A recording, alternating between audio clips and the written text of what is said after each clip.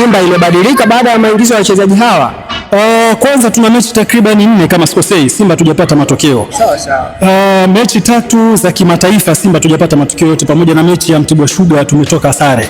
Mechi ya leo ndio mechi ambayo tumepata matokeo ya goli 2.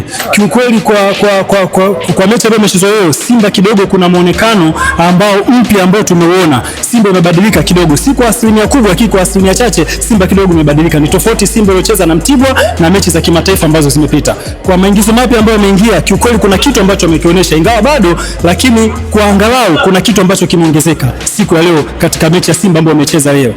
Okay, sawa. Kuna mchezo unaofuata mkubwa kabisa wa Esperance Januari 1. Huu mchezo una umuhimu kiasi gani kwako ikiwa huna pointi hata moja katika kundi?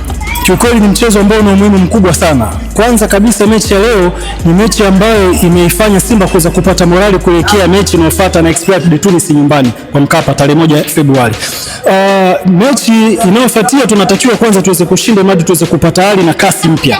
Tunapopata ushindi tukapata pointi 3, tuna uwezo tena kupiga mahesabu kupata tena pointi 3. Ina maana zimebaki mechi 3. Tukipata pointi 9 tutaangalia nani katika kundi letu ambaye kidogo analegalega, huenda tukapata nafasi ya kwenda robo finali.